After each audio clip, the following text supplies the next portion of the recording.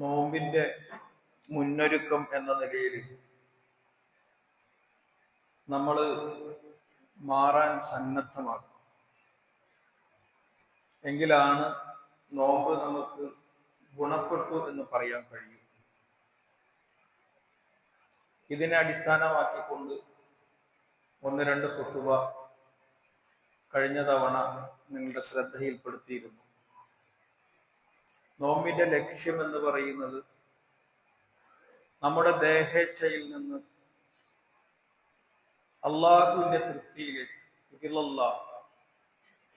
അള്ളാഹുവിന്റെ ഇച്ഛയിലേക്ക്, ദൈവേച്ഛയിലേക്ക്, തഖ്വയിലേക്ക് മാറാൻ കഴിയുക എന്നതാണ്. ലഅല്ലക്കും തത്തഖൂൻ, എങ്കിലാണ് നമ്മുടെ ജീവിതത്തിൽ നമുക്ക് വിജയിക്കാൻ കഴിയും. അടിസ്ഥാനമായിട്ട് 4 ഇച്ഛകളാണ് നമ്മളെ സ്വാധീനിച്ചുകൊണ്ടിരിക്കുന്നത്. പലപ്പോഴും അള്ളാഹുവോട് അടുക്കാൻ, ജീവിതത്തിൽ തഖ്വ പുലർത്താൻ നമുക്ക് തടസ്സം നമ്മുടെ 4 ഇച്ഛകളാണ്.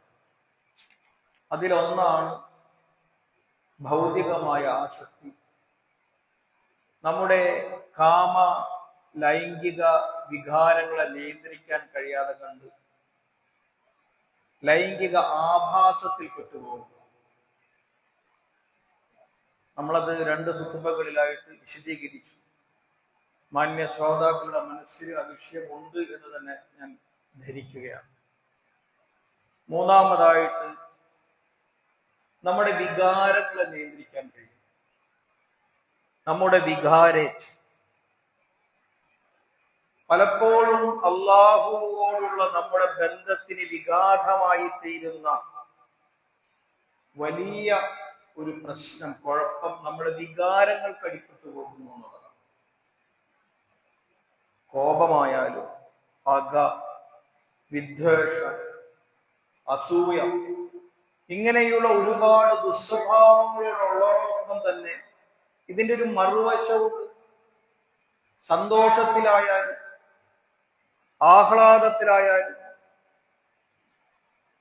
നമ്മുടെ വികാരങ്ങൾ, സ്നേഹം ഒരു വികാരമാണ്, സന്തോഷം ഒരു വികാരമാണ്. പക്ഷെ അള്ളാഹുവിന്റെ താല്പര്യങ്ങളെക്കാൾ മറികടന്ന ഒരു സ്നേഹം, ഒരു സന്തോഷം നമ്മിൽ നിന്ന് ഉണ്ടാകുവാൻ പാടില്ല.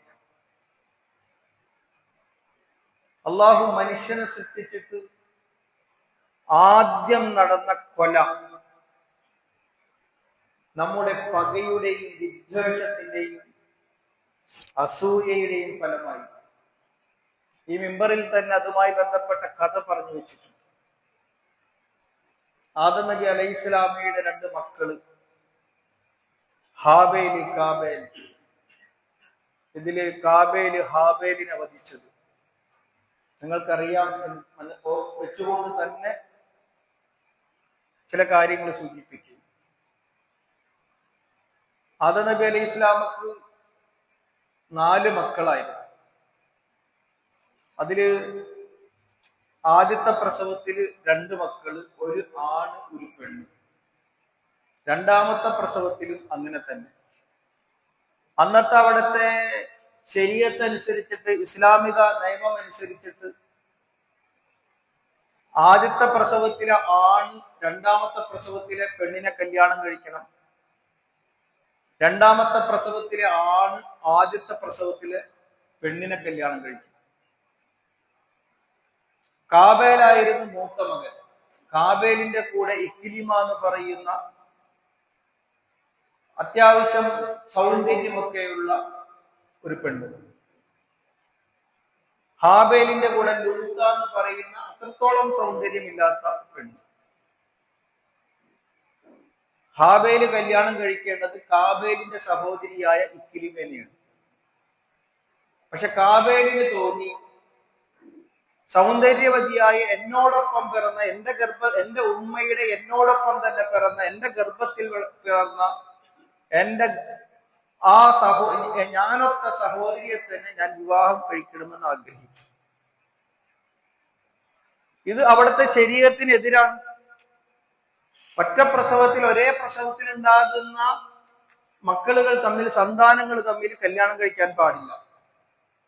ആദം നബി അലൈഹി ഇസ്ലാം ഉപദേശിച്ചിട്ടും കാബയിൽ അതേ ഷാഢ്യത്തിൽ ഉറച്ചു നിൽക്കുക. അവസാനം ബാപ്പ മക്കളോടൊരു ഉപായം പറയും. ശരി, നിങ്ങളൊരു പണി ചെയ്യും. ആരുടെ ബലിയാണ് സ്വീകരിക്കുന്നതെന്ന് നോക്കിയിട്ട് നിങ്ങളൊരു ബലി ചെയ്യണം. ഒരു കുന്നിൻ മുകളിൽ കൊണ്ടുപോയിട്ട് ഒരു ബലി നടത്തണം. ആരുടെ ബലിയാണോ സ്വീകരിക്കുന്നത് അവർക്ക് ഇക്ലിമയെ കല്യാണം കഴിക്കാം. ഹാബേലിന്റെ ബലി സ്വീകരിക്കപ്പെട്ടു, കാബേലിന്റെ ബലി തിരസ്കരിക്കപ്പെട്ടു. അരിശം പൂണ്ട കാബേല് തന്റെ സഹോദരൻ ഹാബേലിനെ കൊലവിളി നടത്തുകയാണ്. ഇത് ഖറബ ഖുർബാനൻ ഫതുഖബ്ബല മിൻ അഹദിഹിമാ വലം യുതഖബ്ബൽ മിനൽ ആഖിർ ഖാല ലഅഖ്തുലന്നക. അതിലൊരാളുടെ ബലി സ്വീകരിച്ചു, മറ്റൊരാളുടെ ബലി തിരസ്കരിക്കപ്പെട്ടു. തിരസ്കരിക്കപ്പെട്ട സഹോദരൻ പറഞ്ഞു, ഖാല ലഅഖ്തുലന്നക, ഞാൻ നിന്നെ കൊന്നുകളയും. ഇതിന്റെ മറുപടിയിലാണ് ഇന്നത്തെ വിഷയത്തിന്റെ കാതിലിരിക്കുന്നത്. സഹോദരനായ ഹാബേൽ പറഞ്ഞു, ലഇൻ ബസത്ത ഇലയ യദക ലഅഖ്തുലന്നി മാ അന ബിബാസിത്തിൻ യദിയ ഇലൈക ലഅഖ്തുലക. സഹോദര, നീ എന്നെ കൈകൊണ്ട് നീ എന്നെ കൊല്ലാൻ വേണ്ടി കൈ ഉയർത്തിയാലും ഞാൻ നിന്നെ തിരിച്ചു കൊല്ലാൻ വേണ്ടി കൈ ഉയർത്തുകയില്ല. ഇന്നി അഖാഫുല്ലാഹ റബ്ബൽ ആലമീൻ, ഇന്നി അഖാഫുല്ലാഹ റബ്ബൽ ആലമീൻ. എന്താ കാരണം? ഞാൻ ലോകരക്ഷിതാവായ അള്ളാഹുവിനെ ഭയപ്പെടുന്നത് കൊണ്ടാണ്. എനിക്ക് കഴിയാഞ്ഞിട്ടല്ല. ഞാൻ ലോകരക്ഷിതാവായ അള്ളാഹുവിനെ ഭയപ്പെടുന്നു. എന്റെ ശക്തിയേക്കാൾ, എന്റെ പ്രതികാരബോധത്തെക്കാൾ, എന്റെ ദേഹേച്ഛയേക്കാൾ മതിച്ചു നിൽക്കുന്നത്, അതിജയിച്ചു നിൽക്കുന്നത്, എന്നെ നിയന്ത്രിക്കുന്നത് എന്റെ തഖ്വ. നോമ്പിലൂടെ ഇന്നി സ്വാമിൻ എന്ന് പറയുന്ന നോമ്പിലൂടെ വളർന്നു വരുന്ന ഒരു വിശ്വാസി നോമ്പിന് ശേഷം താൻ അഭിമുഖീകരിക്കുന്ന മുഴുവൻ മാനസികമായ വികാരങ്ങളെയും, പക, വിദ്വേഷം, ചീത്താല്, ഞാൻ നോമ്പുകാരനായിരിക്കെ ആരെങ്കിലും എന്നോട് അസഭ്യം പറഞ്ഞാൽ, എന്നെ ചീത്ത പറഞ്ഞാൽ, എനിക്കെതിരെ കൊലവിളി നടത്തിയാൽ ഞാൻ പറയും ഞാൻ നോമ്പുകാരനാണ്. ഈ ഒരു പരിശീലനം, ഈ ഒരു പരിച എന്റെ വികാരത്തെ നിയന്ത്രിച്ചു നിർത്തുന്ന ഒരു തടയായി, ഒരു നിയന്ത്രണ ഫലകമായി മാറാൻ നോമ്പ് നമുക്ക് ഗുണപ്പെടുന്നു. റസൂലുള്ളാഹി സ്വല്ലല്ലാഹു അലൈഹി വസല്ലം പറയുന്നുണ്ടല്ലോ, ഇദൽ തഖൽ മുസ്ലിമാൻ ബിസൈഫിഹിമാ ഫൽ ഖാതിലു വൽ മഖ്തൂലു ഫിന്നാർ. രണ്ട് മുസ്ലിം സഹോദരന്മാർ തമ്മിൽ അവർ വാളെടുത്ത് നിന്നാൽ, അവർ പരസ്പരം കൊല്ലാൻ നിന്നാൽ, ഫൽ ഖാതിലു വൽ മഖ്തൂലു, കൊന്നവൻ മാത്രമല്ല കൊല്ലപ്പെട്ടവനും, ഫൽ ഖാതിലു വൽ മഖ്തൂലു, കൊലയാളി മാത്രമല്ല കൊല്ലപ്പെട്ടവനും ഫിന്നാർ, അവർ രണ്ടുപേരും നരകത്തിലാണ്. ഫഖുൽതു യാ റസൂലല്ലാഹ്, അനുചരന്മാർ സഹോദരന്മാരോട് ചോദിച്ചു, ഹാദാ ഖാതിൽ, കൊന്നവൻ എന്തായാലും മനസ്സിലായി, അവൻ നരകത്തിൽ പോകേണ്ടത് തന്നെ. ഫമാ ബാലുൽ മഖ്തൂൽ, കൊല്ലപ്പെട്ടവൻ എന്തിനാണ് റസൂലേ നരകത്തിൽ പോണത്? ഖാല ഇന്നഹു കാന ഹരീസൽ ഖത്ലി സാഹിബിഹി, തന്റെ ആ സഹോദരനെ കൊല്ലാൻ പരസ്പരം വാളെടുത്തിട്ട് തന്റെ സഹോദരനെ കൊന്നുകളയാനുള്ള മനസ്സോടുകൂടി നിന്ന് വെട്ടിക്കൊണ്ടിരിക്കുമ്പോഴാണല്ലോ, പടവെട്ടിക്കൊണ്ടിരിക്കുമ്പോഴാണല്ലോ ഇയാൾ കൊല്ലപ്പെട്ടു പോയി. നമ്മൾ ജ്യേഷ്ഠനുജന്മാർ തമ്മിൽ, അയൽവാസികൾ തമ്മിൽ, ബന്ധുക്കൾ തമ്മിൽ വാളെടുക്കുന്നില്ല എന്നേ ഉള്ളൂ. കൊല്ലാനുള്ള അരിശത്തോടു കൂടി കടിച്ചമർത്തി കഴിയുന്ന പകയുടെ മനസ്സുമായി ഇല്ലേ കൊല്ലാനുള്ള ദേഷ്യമുണ്ടെന്നാണ് പറയാ. എന്തിന്റെ പേരിൽ? കച്ചവട താല്പര്യങ്ങൾ. അവൻ കച്ചവടത്തിൽ കൂടുതൽ ലാഭം കൊയ്യുന്നതിന്റെ പേരിൽ, അവന്റെ വളർച്ചയുടെ പേരിൽ, അസൂയയുടെ പേരിൽ, അവന്റെ വാഹനം കണ്ടിട്ട്, അവന്റെ വീട് കണ്ടിട്ട്, കല്യാണത്തിൽ ആരാണ് കേമൻ എന്ന് തെളിയിക്കാൻ അടുത്ത കല്യാണം കൂടുതൽ വീറോടെ വാശിയോടുകൂടി നടത്തുമ്പോൾ അത് തർക്കങ്ങളായി മാറുന്ന നിസ്സാരമായ കാര്യങ്ങളിൽ, സ്വത്ത് തർക്കത്തിന്റെ പേരിൽ, അതിർത്തി തർക്കത്തിന്റെ പേരിൽ, രാഷ്ട്രീയ പകയുടെ പേരിൽ, മതത്തിന്റെ പേരിൽ എന്നും ഒന്നിച്ചിരുന്ന് ഭക്ഷണം കഴിച്ചവർ അല്ലേ? കഴിഞ്ഞ ഈ ഉത്തരേന്ത്യൻ പ്രദേശങ്ങളിലൊക്കെ നടന്നുകൊണ്ടിരിക്കുന്ന ഭക്ഷണ കൊലപാതകങ്ങൾ എന്തിന്റെ പേരിലാണ്? ഒന്നിച്ചിരുന്ന് ഭക്ഷണം കഴിച്ചവർ, കളിച്ചവർ, തമാശ പറഞ്ഞവർ, മതത്തിന്റെ പേരിൽ അവർ വാടെടുത്തുകൊണ്ടിരിക്കുന്നുവെങ്കിൽ നിങ്ങൾ നോക്കുന്നു, സ്വത്ത് കിട്ടാത്തതിന്റെ പേരിൽ ബാപ്പയെ കൊന്നു കളയുന്ന മക്കൾ, കാമുകയോടുകൂടി ഒളിച്ചോടേണ്ട ഒരു പേരിൽ മക്കളെ കൊന്നു കളയുന്ന രക്ഷിതാക്കൾ, ഇങ്ങനെ നമ്മളുടെ ഒരു വികാരത്തെ, ചപലമായ വികാരങ്ങളെ നിയന്ത്രിച്ചു നിർത്താൻ കഴിയാത്ത എത്രയെത്ര നിസ്സാരവും വലുതുമായ എത്ര പൈശാചിക വൃത്തികൾ. ആരാണ്? നോമ്പുകാരനാണ്, പള്ളിയിൽ നോമ്പെടുത്തവനാണ്, പുറത്തിറങ്ങിയിട്ട് സംഘടനയുടെ പേരിൽ കശപിശ കൂട്ടിക്കൊണ്ടിരിക്കുന്നത്. അന്നത്തെ സമൂഹ നോമ്പ് തുറയുടെ പേരിൽ, താൻ ഉദ്ദേശിച്ച പോലെ നടക്കാത്തതിന്റെ പേരിൽ, തന്റെ പാർട്ടിക്കാരനെ അവിടെ ആശംസിച്ച് ക്ഷണിക്കാത്തതിന്റെ പേരിൽ, നോമ്പ് തുറയിൽ പോലും ഇഫ്താർ മീറ്റിൽ, പെരുന്നാളുകൾക്കിടയിൽ, മത ആഘോഷങ്ങൾക്കിടയിൽ പരസ്പരം വാളെടുക്കുന്നവർ, തമ്മിത്തല്ലുന്നവർ, പോർ വിളിക്കുന്നവർ ആരാണ്? നോമ്പുകാരനല്ലേ? നമ്മുടെ നോമ്പ് നമുക്ക് ഉപകാരപ്പെട്ടു. എന്താണ് ഒരു വിശ്വാസിയുടെ നോമ്പ് എന്ന് പറയുന്നത്? നമുക്ക് മാറാൻ കഴിയണം. ഇന്നി അഖാഫുല്ലാഹ റബ്ബൽ ആലമീൻ.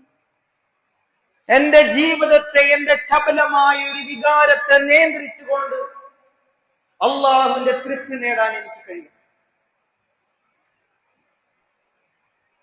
ഒരു യുദ്ധത്തിൽ അലി റളിയല്ലാഹു അൻഹു ഇങ്ങനെ ശത്രുവിനെ ഇങ്ങനെ കൊല്ലാൻ വേണ്ടിയിട്ട് ഇങ്ങനെ യുദ്ധത്തിൽ പരസ്പരം കൊലകൾ നടക്കൂലോ, വെട്ടലും കുത്തലൊക്കെയാണല്ലോ യുദ്ധം. ശത്രുവിനെ വധിക്കാൻ വേണ്ടിയിട്ട് ഇങ്ങനെ വാളൊതുങ്ങിക്കൊണ്ടു പോകുമ്പോ ഈ ശത്രു എന്ത് ചെയ്തു എന്ന് വെച്ചാൽ അലി റളിയല്ലാഹുവിന്റെ മുഖത്തേക്ക് തുപ്പി. എന്താ നമ്മൾ ചെയ്യാം? 2 വെട്ട് ആഞ്ഞു വെട്ടും. അവൻ മരിച്ചാലും ഒരു വെട്ടുമൂടെ വെട്ടും അല്ലേ? അങ്ങനെ തന്നെയല്ലേ വേണ്ടത്? കാരണം അവൻ ഇസ്ലാമിന്റെ ശത്രുവല്ലേ. എന്റെ അലി റളിയല്ലാഹു ചെയ്തെന്നറിയോ നിങ്ങൾക്ക്? ആ വാളിങ്ങോട്ട് പിൻവലിച്ചു. എന്നിട്ട് പറയണ വർത്തമാനമുണ്ട്, ഞാൻ നിന്നെ വധിക്കാൻ വേണ്ടി വന്നത് അള്ളാഹുവിന്റെ ശത്രുവായത് കൊണ്ടാണ് നിന്നെ ഞാൻ വധിക്കാൻ വേണ്ടി വാളോങ്ങിയത്. പക്ഷെ ഇപ്പോൾ എന്റെ ദേഷ്യം, ഞാൻ നിന്നെ വധിച്ചാൽ എന്റെ മുഖത്ത് തുപ്പിയതിന്റെ പ്രതികാരമായി വധം മാറുമോ എന്ന് ഞാൻ ഭയപ്പെട്ടുകൊണ്ട് ഞാൻ തൽക്കാലം പിൻവാങ്ങുന്നുവെന്ന് ഒരു വിശ്വാസിയുടെ നിയന്ത്രണം വിട്ടുപോകുന്ന രംഗങ്ങളിൽ പലപ്പോഴും നമ്മൾ വാശി കൂടുന്നത്, ദേഷ്യം കൂടുന്നത് അല്ലേ? അവര് 2 പറയും, നമ്മൾ 4 പറയും. അവർ കൈ ഉയർത്തും, നമ്മൾ അടി കഴിയും. അങ്ങനെയല്ലേ? നമ്മളെ എത്ര പ്രകോപിപ്പിക്കുന്നുവോ അത്ര കണ്ട് നമ്മൾ പ്രകോപിതനായിക്കൊണ്ട് നമ്മൾ വികാരത്തിന് അടിപ്പെടുന്നുവെങ്കിൽ ഒരു വിശ്വാസിയുടെ നിലപാട് തീരുമാനിക്കപ്പെടുന്നിടത്ത് നോമ്പിന്റെ പങ്ക് എത്ര വലുതാണ്.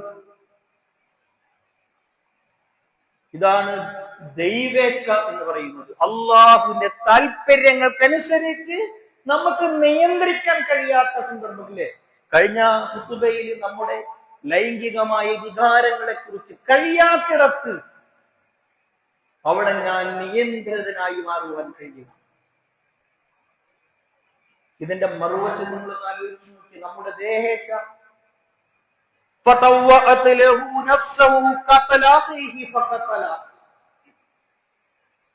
ഹാബേൽ, ആദം പുത്രരിൽ മൂത്തവൻ, തന്റെ ദേഹേച്ഛ കടിപ്പെട്ടുകൊണ്ട് തന്റെ സഹോദരനെ കൊന്നുകളഞ്ഞു.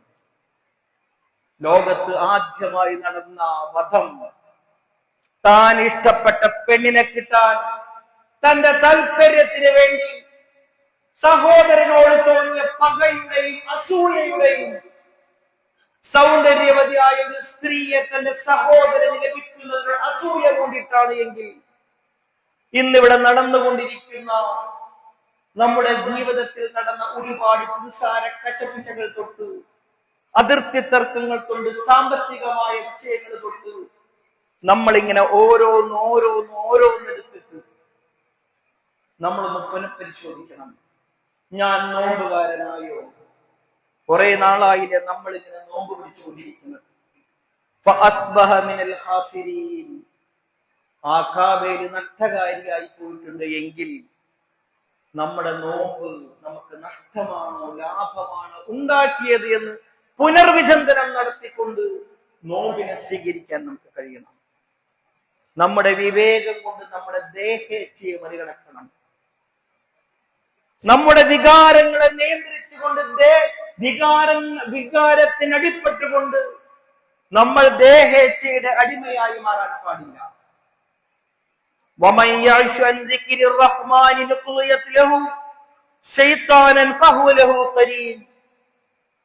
പരമകാരുണ്യകന്റെ ആ ഉത്ബോധനങ്ങളുണ്ടല്ലോ, ശാസനകൾ, അള്ളാഹുവിന്റെ ശാസനകളോട് ആരെങ്കിലും അന്ധത നടിക്കുന്നുവെങ്കിൽ, വഞ്ചന കാണിക്കുന്നുവെങ്കിൽ,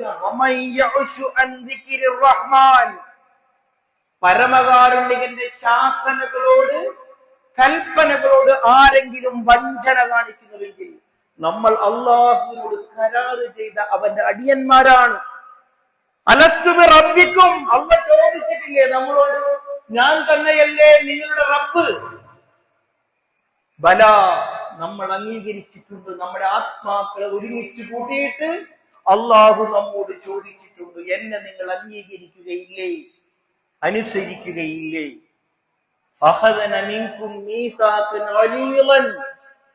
വിശുദ്ധ ഖുർആൻ പല സന്ദർഭങ്ങളിൽ അള്ളാഹുവുമായിട്ടുള്ള കരാറിനെ പരിചയപ്പെടുത്തിയിട്ടുണ്ട്. ബലിഷ്ഠമായ കരാർ, അള്ളാഹുവുമായിട്ട് ഉറപ്പിച്ചിട്ടുള്ള ബലിഷ്ഠമായ കരാർ.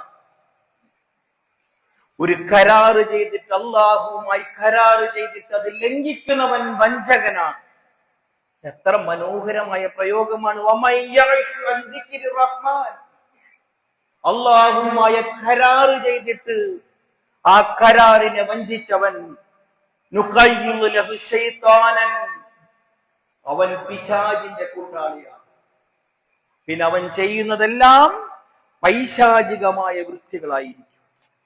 അതുകൊണ്ട് നമ്മൾ ആരുടെ പക്ഷത്താണ് നമ്മൾ നിൽക്കേണ്ടിയിട്ടുള്ളത് എന്നുള്ളത് എല്ലാ രംഗത്തും. ഇപ്പോ രാഷ്ട്രീയ തലത്തിലൊക്കെ ഡീപ് സ്റ്റേറ്റ് എന്ന് പറഞ്ഞിട്ട് ഭരണകൂടങ്ങളെയൊക്കെ തകർക്കാൻ, തങ്ങൾ നശിപ്പിക്കാനും തകർക്കാനും ഉദ്ദേശിക്കുന്ന ഒരാളായി നിന്നുകൊണ്ട് ഏറ്റവും ഗുണകാംക്ഷ റോളിലാണ് നിൽക്കുക എല്ലായിടത്തും.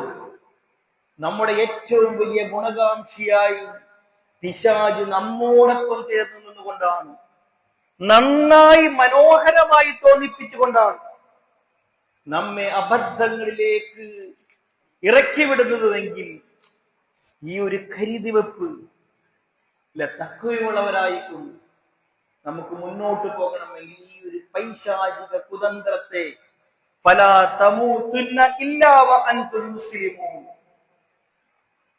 മുസ്ലിമായി കൊണ്ടല്ലാതെ നമ്മൾ മരണപ്പെടാൻ പാടില്ല എങ്കിൽ, അത് നമ്മുടെ തഖ്വയുടെ അടിസ്ഥാന ഉപാധിയാണ് എങ്കിൽ നമ്മുടെ ജീവിതത്തിൽ ഈ മാറ്റം വരുത്താൻ കേവലം വിശപ്പ്, ദാഹം സഹിക്കല്, ദിക്റ്, സ്വലാത്ത്, നമസ്കാരം, ഇത് എല്ലാം നിർവഹിക്കുന്നതോടൊപ്പം തന്നെ നമ്മുടെ യഥാർത്ഥ ശത്രുവിനെ തുരത്താൻ, ശത്രുവിന്റെ പ്രലോഭനങ്ങളിൽ കടിപ്പെട്ടിട്ടാണല്ലോ നമുക്ക് സ്വർഗം നഷ്ടപ്പെട്ടത്. ആ സ്വർഗം തിരിച്ചു പിടിക്കാൻ നമ്മുടെ ഉള്ളിന്റെ ഉള്ളിലെ യഥാർത്ഥ ശത്രുവിനെ തിരിച്ചറിയാൻ, ദേഹേച്ഛയെ നിയന്ത്രിക്കാൻ, ദേഹേച്ഛയെ നിയന്ത്രിച്ചുകൊണ്ടിരിക്കുന്ന പിശാചിനെ തുരത്തണമെന്നുണ്ട് എങ്കിൽ, അകറ്റി നിർത്തണമെന്നുണ്ട് എങ്കിൽ നമ്മുടെ ദേഹേച്ഛയെ നമുക്ക് നിയന്ത്രിക്കേണ്ടത്. വിശുദ്ധ ഖുർആനിൽ ഒരുപാട് സ്ഥലങ്ങളിൽ നമ്മുടെ ആ ഒരു മാനുഷിക ഗുണത്തെ പറ്റി,